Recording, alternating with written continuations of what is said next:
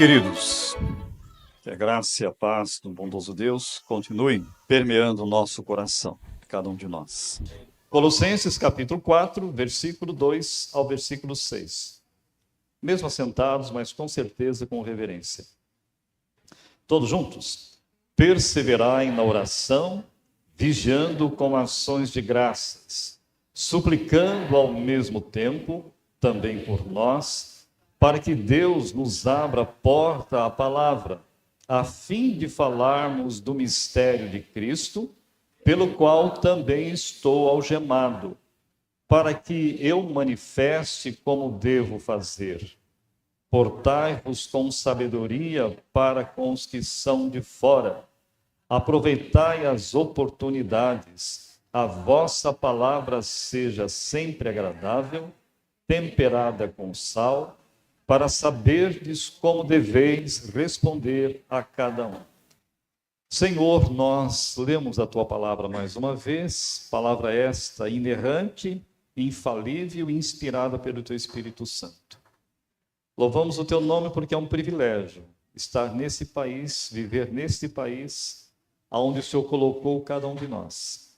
Mesmo com tantas adversidades e problemas graves que esse país tem vivido, louvamos o teu nome pela tua igreja, pelos teus eleitos que há nesse país, que adoram o teu nome em espírito e em verdade. Ó Deus, que o teu Espírito fale ao nosso coração. Senhor, se nós estamos precisando de ser exortados por esta palavra, se estamos precisando de ser consolados, se estamos precisando, ó Deus, de tomar um novo rumo em relação à tua palavra, que o teu Espírito Santo faça isso na nossa vida. Oramos no nome de Jesus. Amém. Queridos, esse texto é um texto que é a continuação de tudo aquilo que eu tenho procurado expor aqui para a igreja, né? Lembrando que Paulo, quando ele escreve essa carta, apenas uma lembrança rapidamente aqui, Paulo, ele está preso, ele está, em tese, algemado, muitas vezes, e ele já tinha sido condenado pelo imperador romano, né? Já estava preso já há algum tempo, e literalmente Paulo estava esperando o fim, né? Quando ele escreve a primeira carta a Timóteo e a segunda carta a Timóteo, Paulo sabe que dali ele não sai, dali ele vai para o céu, né?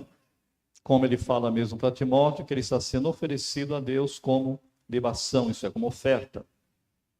Uma oferta agradável a Deus, né? Ele está preso não porque ele era um homem mau, não porque ele era uma pessoa criminosa, no sentido civil, né? Mas por causa de Jesus, porque ele não aceitava, de forma alguma, outro Senhor a não ser Cristo Jesus, né? E vocês sabem que nos dias de Paulo, dos apóstolos, nos dias de Cristo, quem era o Senhor, o dono do Império Romano, o dono de todas as coisas, era o imperador, né? Então, por isso que muitos, quando eram obrigados a ir à presença do imperador, o imperador sempre colocando com muita altivez, com muita soberba, quem que é o Quírios daqui, né? Quem que é o Senhor, quem que é o dono, quem que é o soberano, né? Se for Jesus, então você vai para a cadeia, vai morrer, vai lá para as arenas dos leões, etc., porque é assim mesmo que a história conta, e etc. Tá bom? Você vê isso no livro de Atos, na verdade, toda essa situação. Paulo, ele era um embaixador da vida, queridos. Ele era o embaixador de Cristo.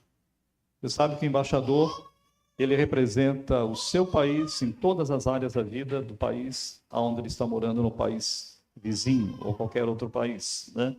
Paulo aqui, ele é o embaixador de Cristo. Paulo, ele conclui esta carta dando suas últimas instruções. É o último capítulo, né, queridos? Ele fala sobre a necessidade de algumas verdades que são destacadas nesse texto aqui. E nós vamos estar falando algumas coisas aqui, compartilhando com a igreja algumas verdades que esse texto coloca. A primeira delas, dentro daquilo que nós propomos compartilhar com a igreja, Paulo está dizendo aqui, na verdade, aqui é o tema que eu dei para esse parágrafo aqui, que não tem nada a ver aqui com oração e prudência, né? mas o tema que eu dei para esse parágrafo foi incentivo à oração e uma vida de conduta sábia. Porque é exatamente isso que Paulo está colocando aqui. É exatamente isso aqui. Incentivo à oração e a uma conduta sábia. Conduta de vida. Então, a primeira lição que Paulo vai trazer para nós aqui é que nós precisamos, como igreja, a igreja dos Colossenses precisava dar primazia ao quê? À oração, queridos. Segundo o reverendo Hernandes Dias Lopes, ele diz assim, olha, a oração é o oxigênio da alma, o canal aberto de comunicação com Deus, a fonte da vida. Você vai também, um outro teólogo eu particularmente gosto muito dele, de vez em quando eu cito aqui alguns pontos que ele coloca, porque eu concordo com isso. William Hendricks, ele diz assim, olha, sobre oração, abre aspas, a oração é a expressão mais importante da nova vida. Ela é um meio pelo qual podemos obter para nós e para os outros a satisfação das necessidades, tanto físicas como espirituais. Então, quando Paulo diz aqui, perseverai na oração, vigiando com ações de graça. Depois ele continua, suplicando ao mesmo tempo por mim. Queridos, a oração, nada mais, nada menos, ela é uma arma divinamente estabelecida para combater o quê? Os ataques ferrenhos de quem? Seu? O diabo. Isso. Está certo? Isso mesmo, Gilmar. Paulo fala sobre isso, que a nossa luta lá em Efésios capítulo 6, Paulo fala que nós devemos revestir-nos de todo o quê? A armadura de Deus. Né? Então ele vai explicando ali como que é essa armadura de Deus. Né? E uma das coisas que ele fala é a oração. Né? Para que quando nós passarmos, preste atenção nisso, Paulo fala isso nesse texto de Efésios, quando nós passarmos pelo dia mau, nós permanecermos o quê? Inabaláveis. E só por intermédio da oração, queridos. Agora, a oração faz parte da armadura de Deus, queridos, pelo qual confessamos os nossos pecados e o instrumento pelo qual as almas agradecidas expressam espontânea adoração ante o trono de Deus. É por isso que a gente ora várias vezes aqui publicamente, queridos. Eu sei que há pessoas que têm dificuldade de orar em público, né? Há uma diferença de você orar em público e há uma diferença de você orar quando você está sozinho na sua casa. Pode ter certeza que há uma diferença brutal nessa questão, né? Por isso que quando se fala aqui em oração silenciosa, existe oração silenciosa? Claro que existe. Lógico que existe. Porque Deus conhece o que vai na minha mente e na sua mente, queridos. E nessa oração silenciosa, sempre nós colocamos o que aqui? Um direcionamento. Você vai orar por quê? Você vai orar pelos enfermos, seja físicos, seja emocionais, espirituais. Foi mencionado aqui largamente pelo presbítero Orlando. Você vai orar pela necessidade particular de cada um. Porque essa é uma das funções da igreja. Nós precisamos, de fato, aprender a orar, a vigiarmos. Então, queridos, Paulo, quando ele fala a respeito da primazia da oração, nós precisamos, de fato, primazia aqui, aprenda o seguinte, num português mais claro, prioridade, queridos. Foi falado tanto isso hoje na escola dominical. Prioridade. Agora, quais são as características dessa oração? Quais são as características? O que move isso? O que caracteriza isso que Paulo está falando aqui? Primeiro, a oração deve ser o quê? Diz o texto. Perseverante, queridos. Perseverar na oração. A igreja não pode deixar de orar. O fogo no altar não pode apagar-se. O livro de Levítico, que muita gente não gosta de ler, não gosta mesmo, viu? Porque fala muito de sacrifício, fala muito de altar, fala muito de animais, etc, etc, etc. Quem é vegano vai ficar doido para ler esse texto aqui, ficar louco, né?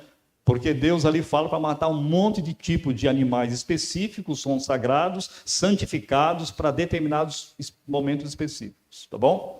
Agora, para oferecer o sacrifício, tinha que ter o quê? Além de todo um aparato de consagração, tinha que ter fogo. Fogo, e esse fogo tinha que ser um fogo o quê? Santo. Não podia ser fogo estranho. Alguns foram fulminados literalmente por Deus, por oferecer um fogo estranho, que não estava de acordo com os preceitos divinos. Pode ler lá no livro de Levítico. Vai ler lá. E você vai perceber isso. Agora, amados, a oração, ela sendo perseverante, nós precisamos, de fato, aprender a buscar em Deus um avivamento espiritual, esse fogo espiritual que eu preciso e que você precisa. Sabe por quê? Porque o fogo, ele tem 4 características. A primeira delas é que ele ilumina, ele aquece, ele purifica e ele se alastra. Quando o fogo do Espírito aquece nosso coração, Espírito Santo, desce o altar sobre suave incenso à presença de Deus. Você já percebeu, quando você lê o livro de Apocalipse, que há algumas expressões de taças, as orações dos santos da igreja estão numa taça. É uma maneira simbólica de dizer que Deus, ele está atento a todas as orações que a igreja dele faz o tempo todo. Se você nunca leu isso em Apocalipse, você fica preocupado muito quem que é a besta, né? A gente fica preocupado em quem que é o falso profeta, etc, etc, né? E a gente esquece de alguns detalhes tão importantes quanto quando lá no livro do Apocalipse fala da oração, dos resultados da oração. Amados, se não alimentarmos o fogo do altar, do coração, da nossa vida, cobre-se de cinzas. Isso porque ou o fogo se alastra, ou o quê? Ou ele se apaga. Se eu deixo de orar, queridos, de ser perseverante, você está dizendo, pastor, mas eu oro.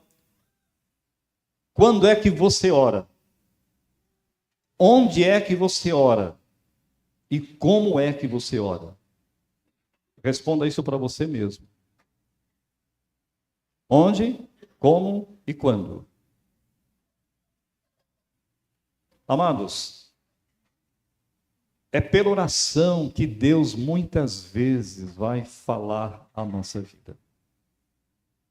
O Hernandes Dias Lopes, por ser um grande teólogo, e você conhece muito bem isso, ele fala algumas coisas nesse sentido, e eu concordo com ele, porque é bíblico que ele fala, de que muitas das coisas só vão acontecer na igreja do Senhor se a igreja orar. Nunca esqueça isso. Salomão aprendeu isso. Deus falou isso para Salomão. Se o meu povo, que se chama pelo meu nome, me buscar, se humilhar e se converter dos seus maus caminhos, então eu ouvirei dos céus, perdoarei os seus pecados e sararei a sua terra. Isso é para a minha vida, é para a tua vida, para o Brasil, para todo mundo. Não mudou esse princípio. Muita coisa só vai acontecer, queridos, se você, como igreja, ora. Se você não orar, não vai acontecer.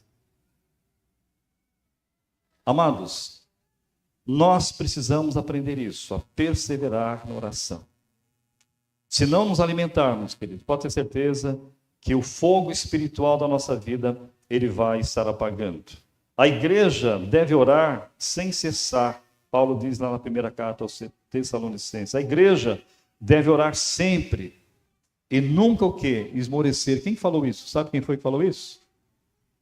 Lá em Lucas capítulo 18, verso 1, Jesus Cristo. É a única parábola que Jesus conta em Lucas 18, explicando primeiro. Depois é que a maioria das palavras Jesus não explica. A maioria delas. Mas lá em Lucas capítulo 18, quando ele fala sobre a questão da oração, ele diz, olha, o dever de orar sempre e nunca esmorecer. Aí ele conta a parábola da mulher que vai lá no juiz iníquo, etc, etc, etc, etc.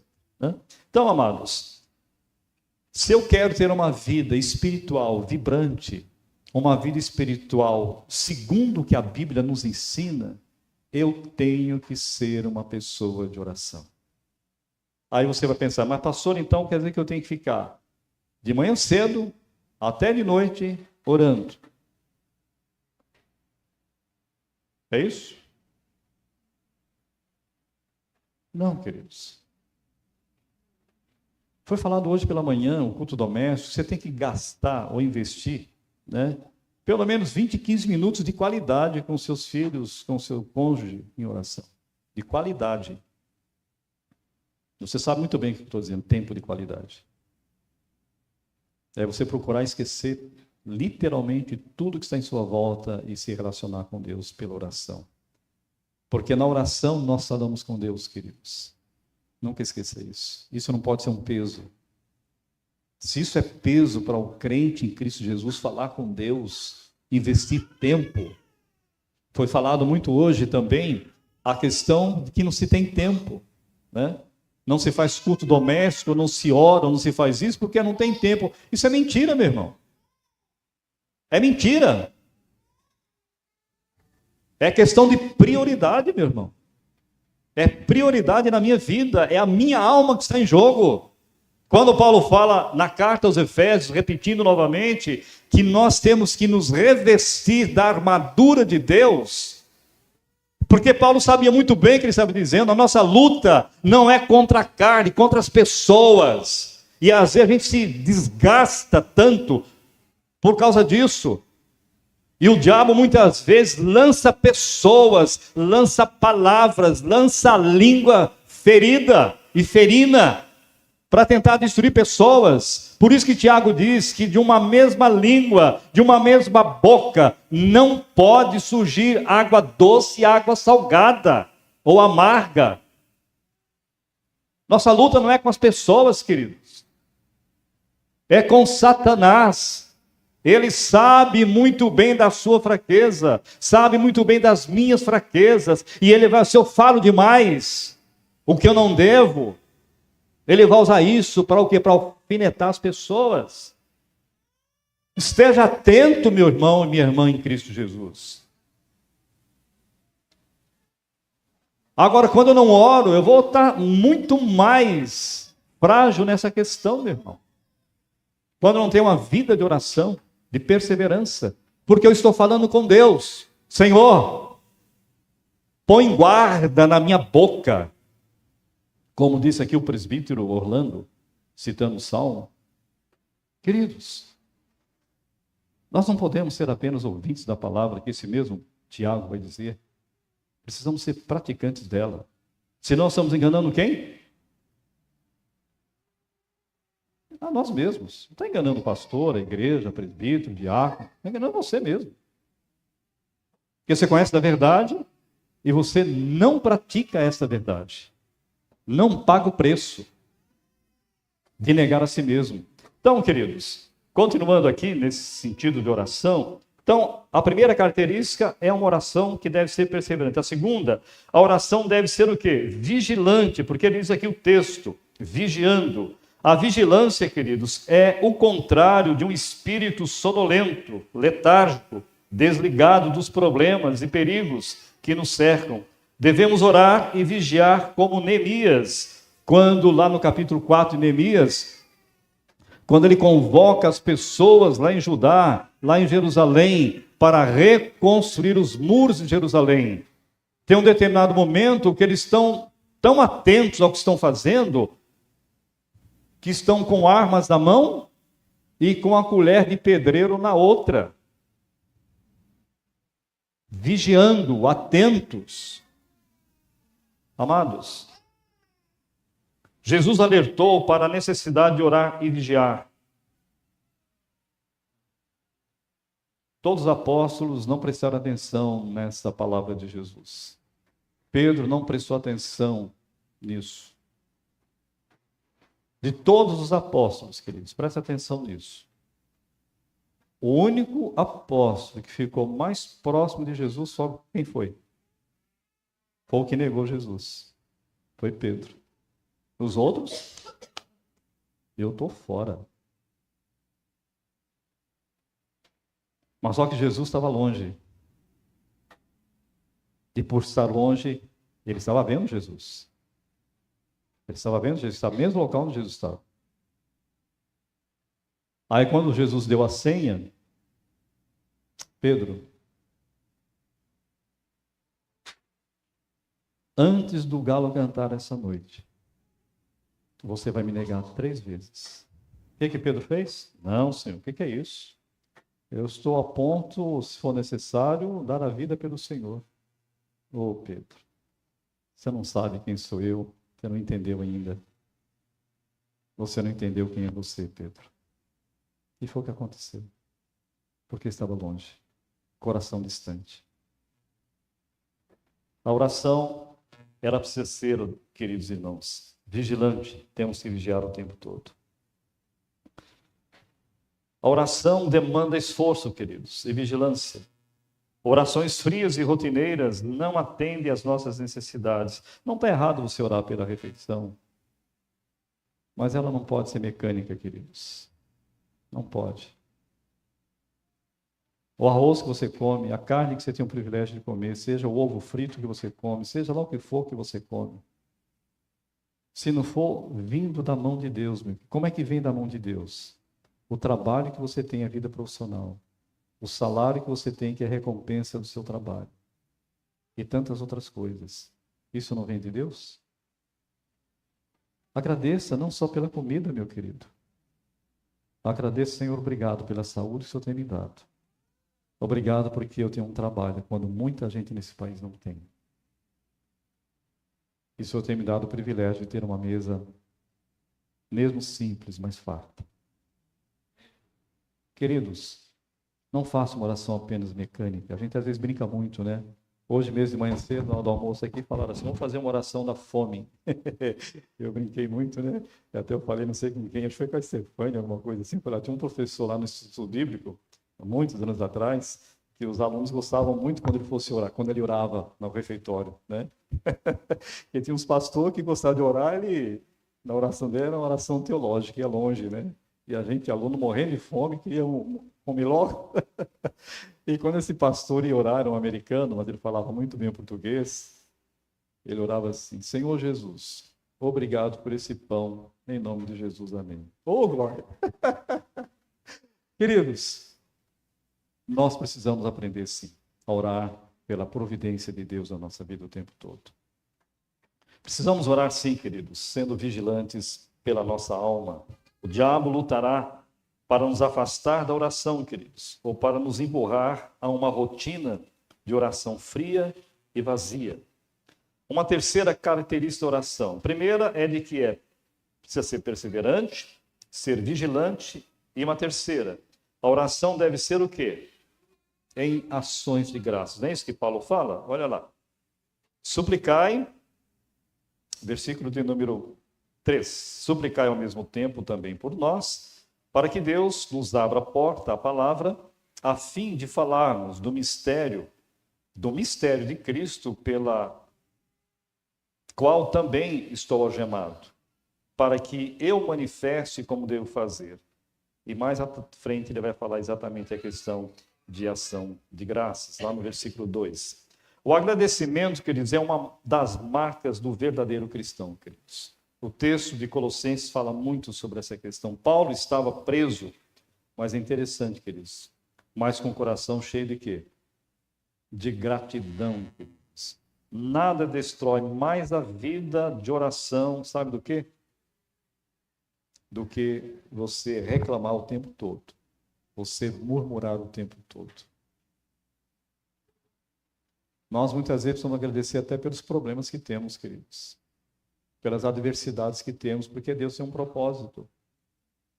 Eu não sei o propósito, mas eu vou agradecer. Porque quando eu agradeço, Tiago vai nos ensinar sobre isso. Tendes por motivo de toda alegria o passares pelo quê? Pela provação. E olha, Tiago está vivendo uma época muito difícil, queridos. De perseguição da igreja. Literalmente. Então, queridos, nós precisamos, de fato, aprender a ser gratos a Deus, como Paulo, como o próprio Jesus Cristo. O deleite na soberania, ou na soberana providência divina, queridos, nos faz descansar e põe nossos lábios em orações de louvor ao nosso Deus. O louvor não é resultado da vitória, queridos, do triunfalismo, mas a causa da vitória. Quando louvamos a Deus, Ele desbarata os nossos inimigos literalmente, queridos. Interessante, Josafá, o rei Josafá, ele passa por um momento, talvez um dos mais difíceis da vida dele, mas um dos mais gloriosos. Quando o exército inimigo ia contra Israel, e ele disse claramente para Deus: Senhor, eu não sei o que fazer. Já chegou um rei de uma nação falar isso? Sabe qual foi a orientação que ele recebeu? Tenho certeza, pelo Espírito Santo. Eles começaram no dia seguinte a louvar a Deus, a orar ao Senhor. Qual foi o resultado? Eles não precisaram de pegarem armas. Deus literalmente desbaratou os seus inimigos, os matou. Eles brigaram entre si. É uma coisa até estranha no texto ali. Acabaram se brigando, se matando mutuamente. Isso por causa da oração de ações e graças no momento tão crítico. Mas isso significa o quê? O que está atrás disso? Que Deus está no controle, queridos. Eu estou no comando. É isso? Isso motiva a nossa alma, queridos. Nos motiva a caminhar na vida cristã. Então, louvor não é resultado da vitória, queridos, mas a causa da vitória. Quando louvamos a Deus, Ele desbarata os nossos inimigos. Uma quarta característica da oração. A oração deve ser o quê?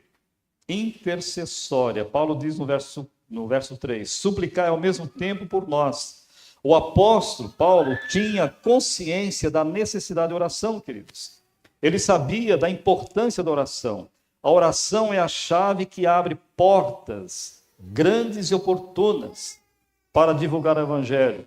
Devemos orar uns pelos outros, devemos orar pela obra missionária, devemos orar especificamente pelos missionários, a fim de que Deus use nas diferentes circunstâncias em que se encontram.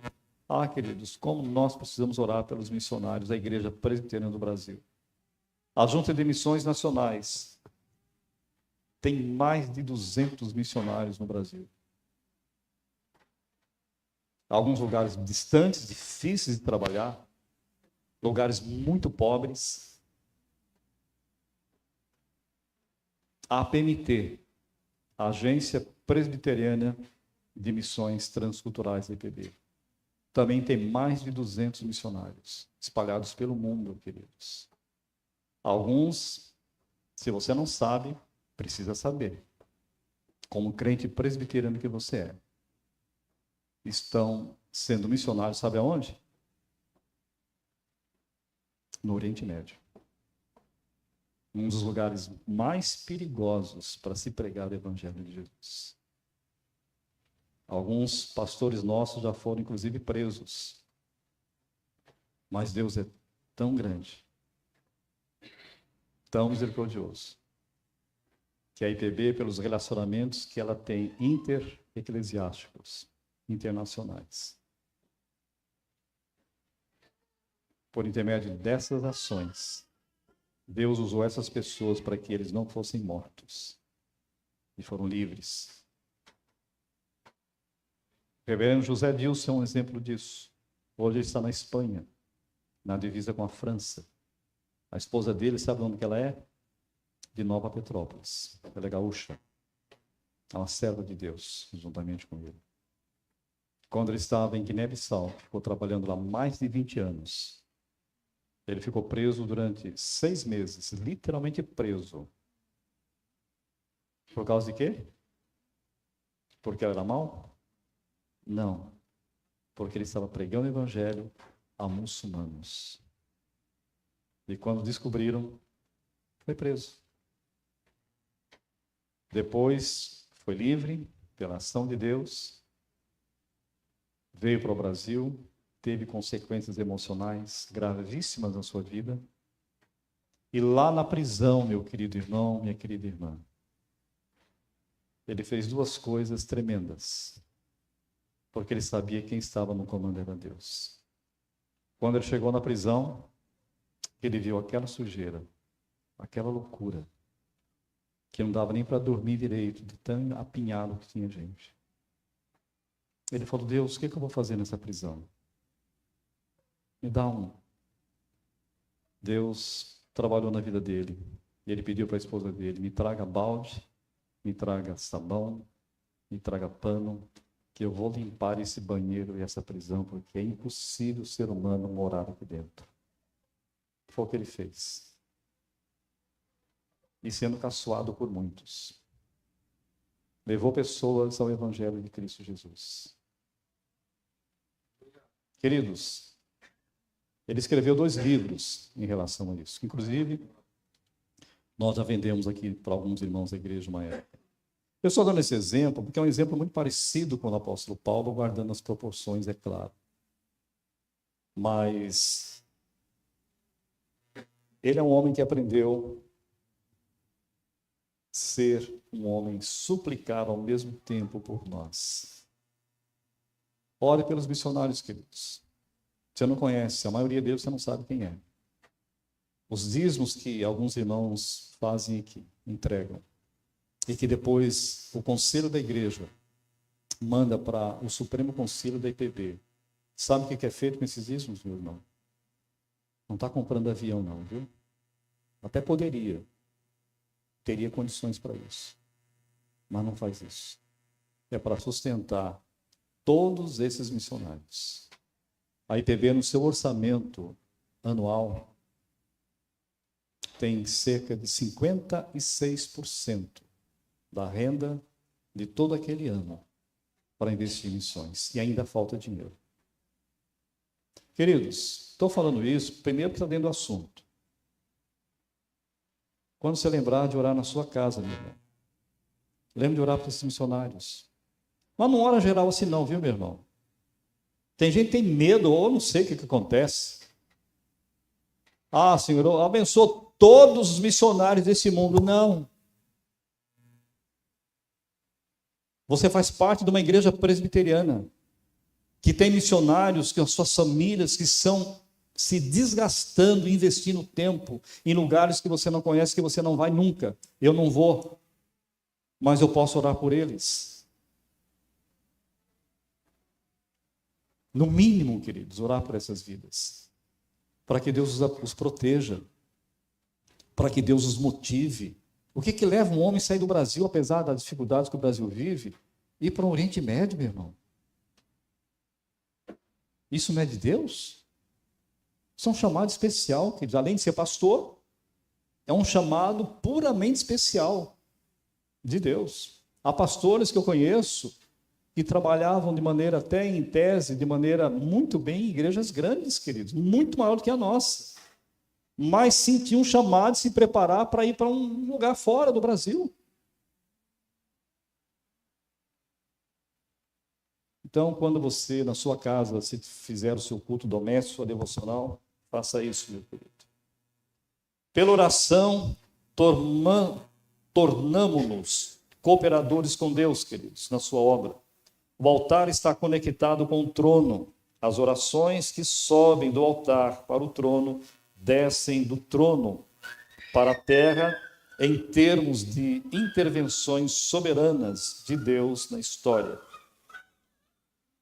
O William Barclay, que é um outro teólogo que eu gosto muito, ele diz assim, olha, pela libertação de sua prisão por um resultado favorável em seu julgamento, por um pouco de descanso e paz no final dos seus dias. Mas Paulo só pede à igreja para fazer o quê? Orar para que ele tenha força e oportunidade de realizar a obra de Deus que o havia encarregado de fazer. O que William Barclay está dizendo é o seguinte, Paulo não ora aqui pedindo, Deus, eu quero sair da prisão, está difícil aqui, está complicado, estou longe da igreja, estou longe de meus irmãos, está complicado. Não, Paulo não faz isso. Paulo ora pedindo a Deus, Deus faz o quê? Que abra portas, não da prisão, mas portas para que o evangelho seja disseminado, proclamado, espalhado.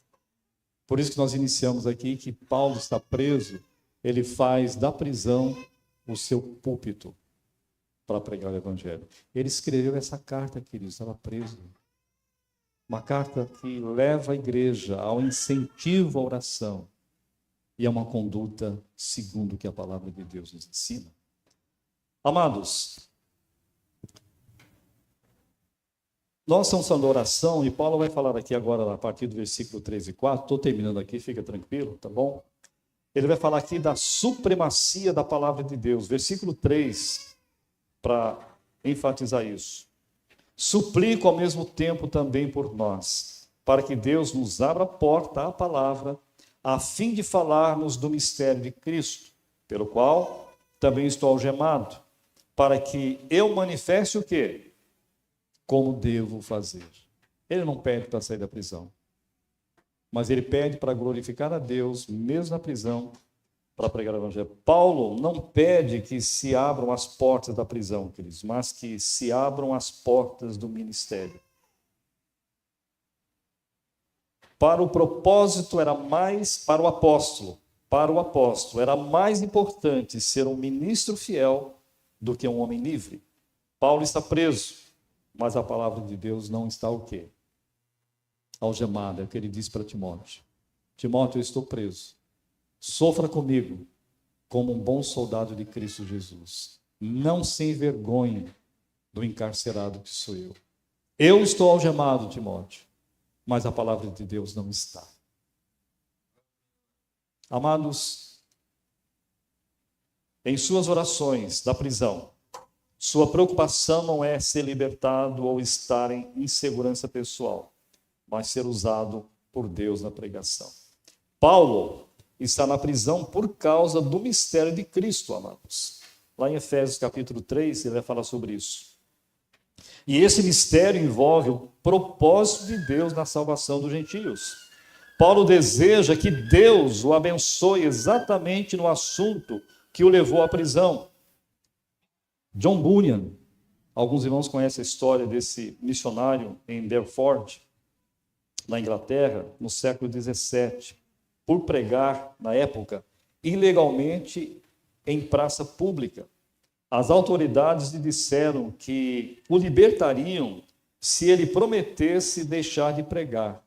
Sabe qual foi a resposta de John Bunyan às autoridades? Abre aspas, ele disse assim, olha, se eu sair da prisão hoje, respondeu Bunyan, amanhã, com a ajuda de Deus, estarei pregando o evangelho novamente. Amados, são pessoas que sabiam exatamente quem é Jesus. São pessoas que pagaram um preço muito alto. A gente vive com tanta liberdade, que quando a gente lê essas coisas nas histórias de missionários, Deus trabalha na nossa vida. Fala, meu Deus, como eu estou longe disso. Como eu preciso, como servo do Senhor, ser muito mais responsável na pregação do evangelho. Paulo fez as circunstâncias na cadeia, queridos, seu púlpito. Um homem visitava o tabernáculo de Charles Spurgeon. Charles Spurgeon foi considerado, nessa época, o príncipe dos pregadores. Em Londres, acompanhado deste ungido pregador, que lhe mostrava o local. Então, uma pessoa foi e falou com ele: olha, eu queria conhecer o local, esse poder que você tem de pregar, essa maneira como que você prega, né? Aí ele falou: tudo bem, vamos lá. Gostaria de ver a casa de força desse ministério. Perguntou Spurgeon, levando o visitante para um auditório no piso inferior. É desse lugar que vem nossa energia, pois enquanto estou pregando no andar de cima, centenas de pessoas de minha congregação estão orando nesta sala. É de se admirar que Deus abençoava Spurgeon quando ele pregava a palavra? Não. É porque havia muita gente suplicando a Deus. Por isso que muitas vezes esse homem, quando pregava para milhares de pessoas, e quando você olha os esboços dos sermões de Spurgeon, você vai ver que não tem nada de extraordinário. O que tinha de extraordinário, sabe o que era?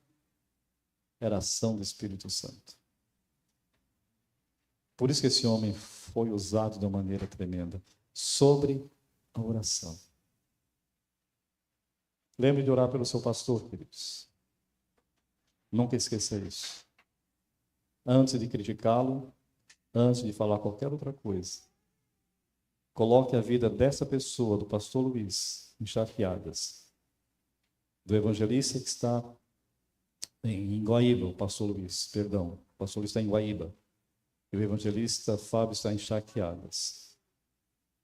Meu irmão, é sua responsabilidade de orar. De colocar essas vidas diante de Deus. Para que Deus mova pessoas para que recebam a Cristo Jesus. Essa é a proposta, queridos. Nunca esqueça disso. Devemos aproveitar as oportunidades, queridos. Aproveitai as oportunidades, diz o versículo de número 5, queridos. Só que antes disso, no versículo 5, ele vai dizer o quê? Devemos portar-nos com sabedoria para com os que estão de fora. Isso diz respeito à nossa conduta diária, meu querido irmão, minha querida irmã. As pessoas do mundo nos observam, queridos. Não podemos ser tropeço para elas, queridos. Eu falo várias vezes isso aqui, queridos. Já falei e vou repetir. Se nós achamos que as pessoas não nos observam, é engano nosso. Elas estão vendo o nosso comportamento. Elas estão vendo como eu trabalho, por que eu estou trabalhando, a maneira que eu falo, as amizades que eu tenho. Estão observando isso, meu querido. Comportamento é isso. Agora, nosso viver deve ser irrepreensível, cara, queridos. Palavras, comportamento, namoro, casamento, negócios, estudo, trabalho, testemunho, o andar e o falar na vida do cristão preciso estar o quê? Em harmonia, queridos. A expressão os de fora equivale ao termo rabínico que denotava aqueles que pertenciam a outras religiões. Os judeus são catedráticos nisso. Eles não queriam saber dos gentios. Os que são de fora. Eles achavam que os gentios não precisavam da salvação em Deus. Mas quando Jesus Cristo vem, ele prega para todas as nações. Por isso que ele diz para a igreja: ide por todo o mundo, pregar o evangelho a toda criatura, começando de Jerusalém, Judeia, Samaria e até os confins da terra. Devemos aproveitar as oportunidades, queridos. Devemos aproveitar as oportunidades para anunciar as boas novas do evangelho. Essa crise que o nosso país está vivendo, crise política, crise moral, crise espiritual. Precisamos, queridos. As pessoas são sedentas de Jesus, mesmo elas não sabendo. Vocês estão vendo aí a história dos bonecos reborn. Isso é uma loucura. Literalmente uma loucura. É insano o que está acontecendo. Literalmente é insano. Mas isso revela o quê? o vazio do coração do homem. Ele precisa ser feliz com alguma coisa. Ele precisa se apegar em alguma coisa. Há um outro grupo de pessoas, no Brasil, não sei se já está acontecendo, mas na Europa já está acontecendo bastante isso. Pessoas dizendo que nasceram no corpo errado e estão vivendo como se fossem animais, literalmente. Pessoas, algumas delas, gastando fortunas de dinheiro para se parecer com literalmente um animal. Paulo vai falar isso na Carta aos Romanos, no primeiro capítulo, no capítulo 2.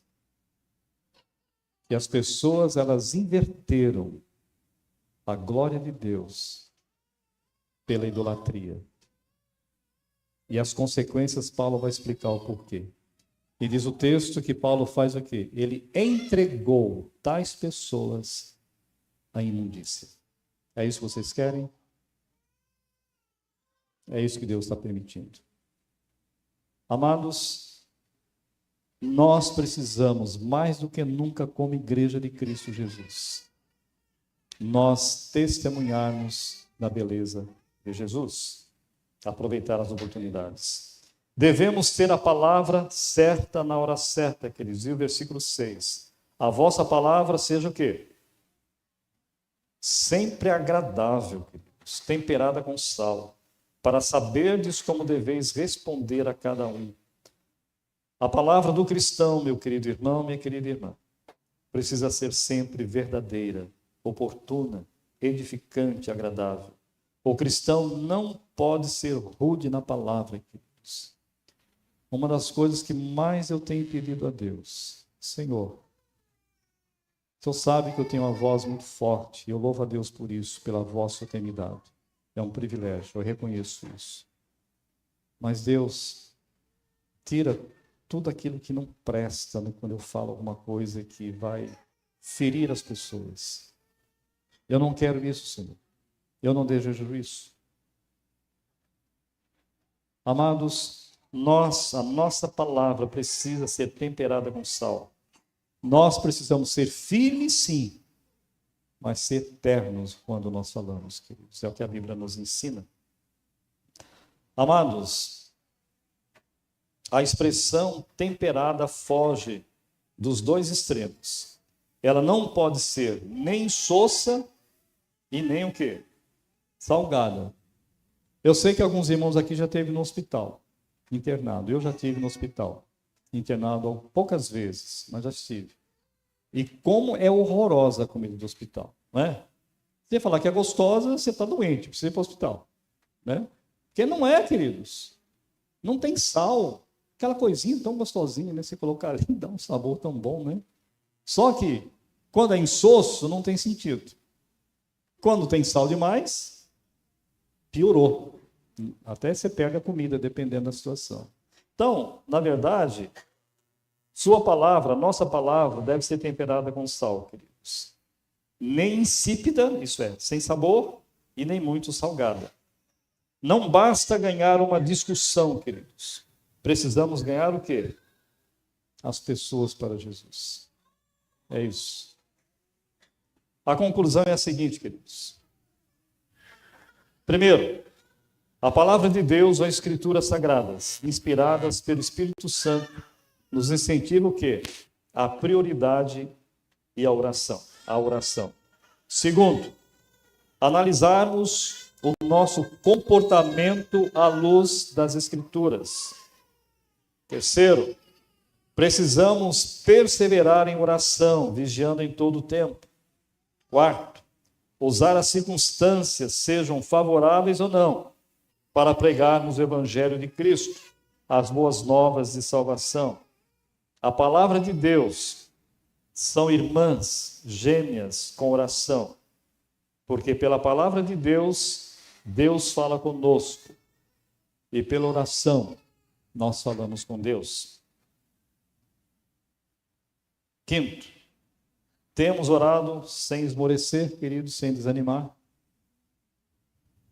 Sexto, temos nos esforçado para que isso aconteça.